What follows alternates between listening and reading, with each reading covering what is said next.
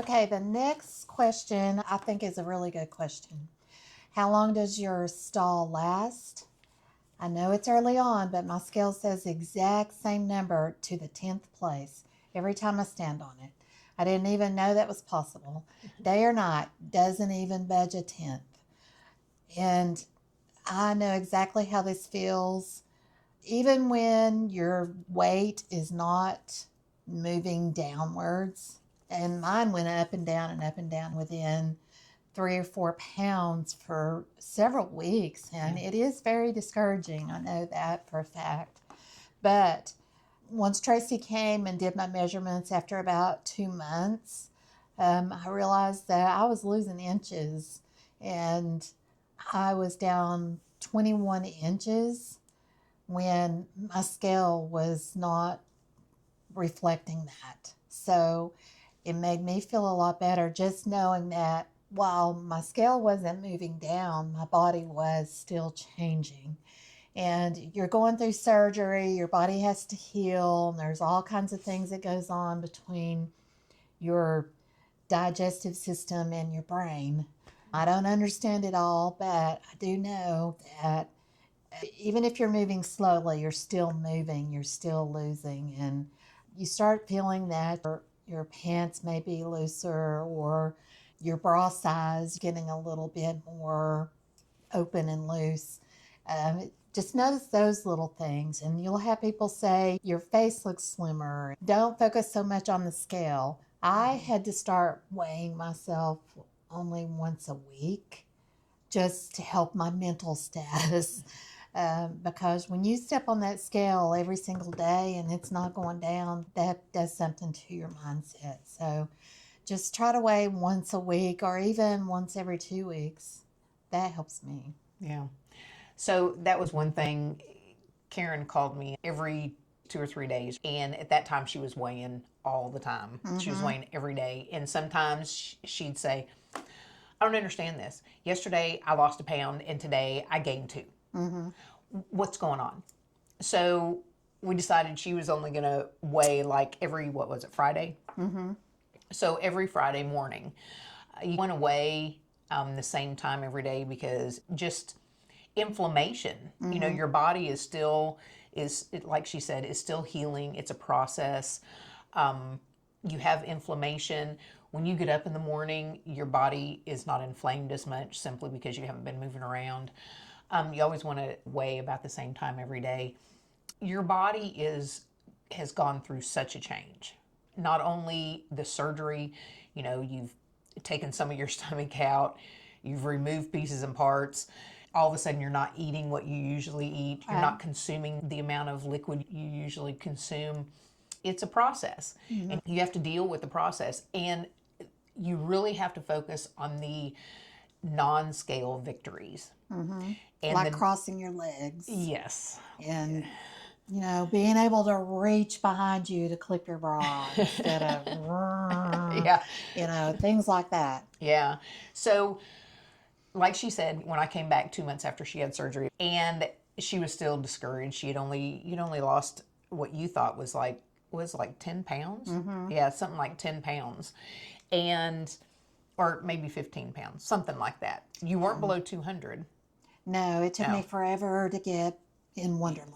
Yeah, in Wonderland. Yeah. Before we left Pompeii, I had brought this body measuring tape.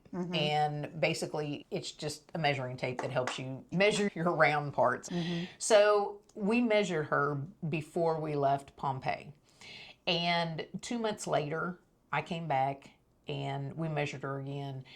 And it was life-changing. Yeah. Her attitude completely changed. Yeah, I was excited to see how much I had no idea that I had lost that many inches. So yeah, it really changes your attitude, your outlook, just your feeling overall when you know that something's actually happening other than your scale not moving. You're just going through a process and it's going to take time.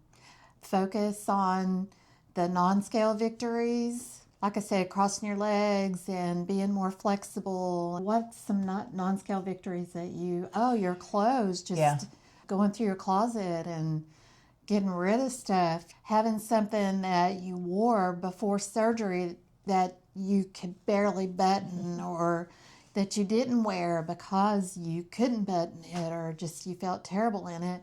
And now you're starting to fit into these things and it just feels great. And no matter what that number says on the scale, you can find a different way to realize that it's working and everything's going to be okay. Like Karen said, you really have to focus on those non-scale victories. One thing we did when I came back at that time, we went through her closet and she tried on all her clothes. Everything. Everything. In my closet. Not the stuff under the bed or in the other closet. Right. But everything that she basically had been wearing for the last year. Mm-hmm.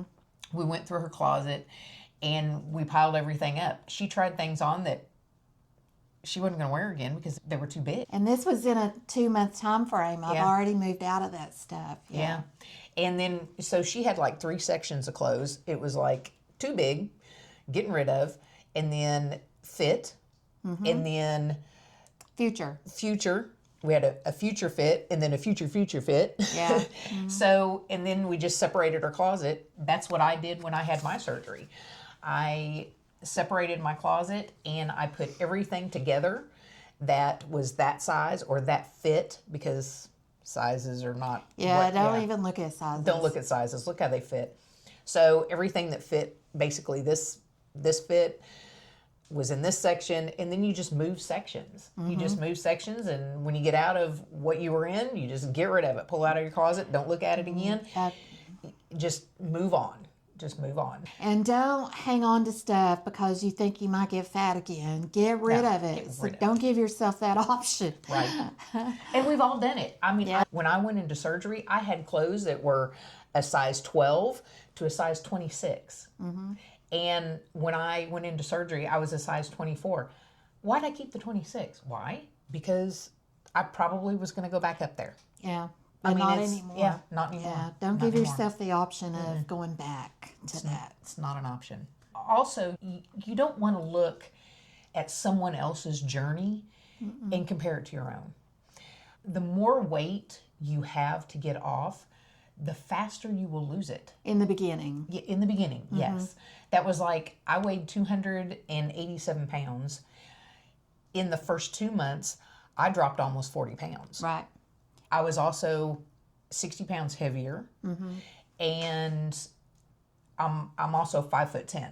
So there's a big difference between the two of us. Do not look at someone else's journey the same as your journey, because it's not. You're just setting yourself up for bad feelings. Yeah, like you're failing, and you're not. You're not failing. It's just different. So yeah. Yep. Okay, so another one that's a little bit of a TMI. Yes.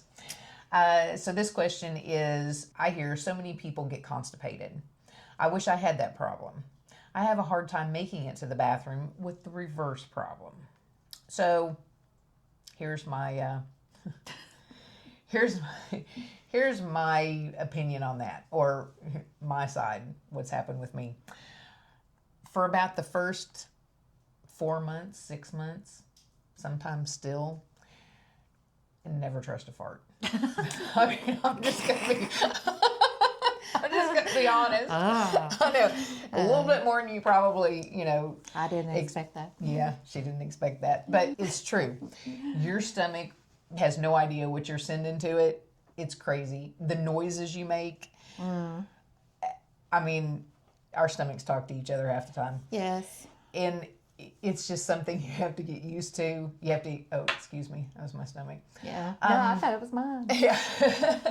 So I've had the problem with going to the bathroom. So luckily I've always made it to the bathroom. But again,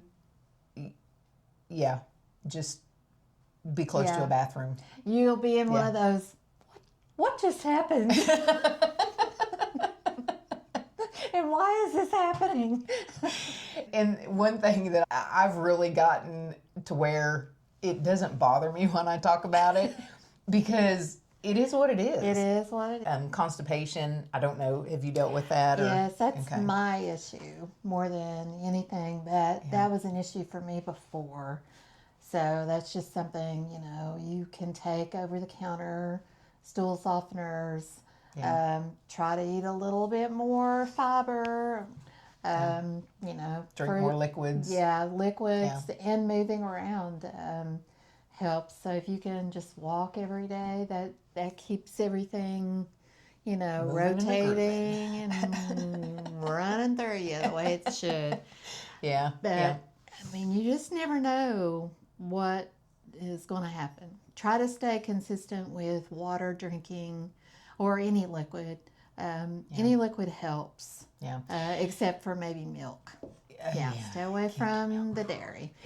Yeah. Dairy's not my friend. And cottage cheese, yes. Milk, I used to love milk. It just sits too heavy on my stomach now. I haven't even tried drinking milk yet. Yeah. I don't feel like I need to. I mean, I've probably drank milk 20 times in the last 3 years. Wow. And that's yeah. it. I haven't even tried. Yeah. So that's one thing. You'll figure out what you can eat, what hits your stomach, what makes you go to the bathroom, what doesn't make you go to the bathroom. Right. It just is what it is. And Yeah. you just have to figure it out as you go. Yeah, but there's stuff, that you can take that's over the counter that helps things like that. Usually, if it becomes like a really big problem, you should probably talk to a doctor about it and see what they can do for you. Yeah. It's the wonderful world of Yeah. weight loss surgery. Yes. It has the good, bad, and the ugly. Yeah.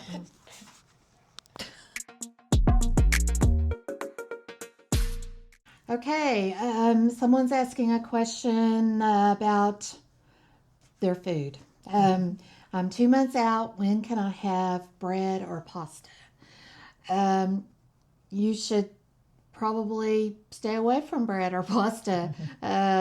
I know it sits a little heavy for me and bothers me, especially if it's like my main meal. You want to get your protein in first, and maybe a bite or two of veggies after that. And if you do bread or pasta, limit it, because that's going to slow you down and it's not going to sit real well on your little tiny tummy.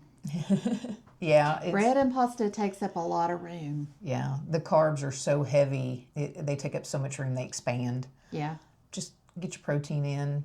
If you want to bite a pasta, steal some off of somebody's plate. Don't put it on your plate. Right. Because it's there staring you in the face. And you might try, and it might cause you some hurt. Some hurt. Yeah. Yeah. And I know this because I've had the hurt. I finished my egg, my bacon, and I want a little bite of a biscuit, and the biscuit hurts me every time I do it. So it's not worth the pain that you're going to inflict on yourself. Yep. So we've touched on some question and answers. I hope that was informative to you and you got a lot of insight, another perspective, eased your mind, things like that. We are going to have more videos come out, a companion type video, what I experienced, also day surgery experience, recovery experience. I didn't realize when we started this how intense and how time consuming this is. Yes. So please bear with us. We'll get it out. And if you would just, like and subscribe, those little buttons and stuff. Yeah, do all those things that help us get to more people. Get the word out and let's get some people healthy out there. Yeah. Healthy and happy. Yeah, this has been an overall good experience for me. I was right where you are just 4 months ago. Yeah. And I'm so glad I did this. I'm 60 years old and I wish I'd done it years ago. I just didn't know that this was an option for me. I'm excited to how far this is going to take me. Yeah.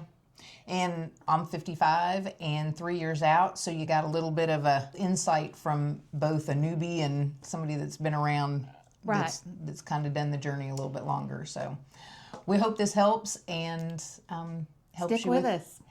helps you with your journey too. Yeah. Okay. Bye. Bye.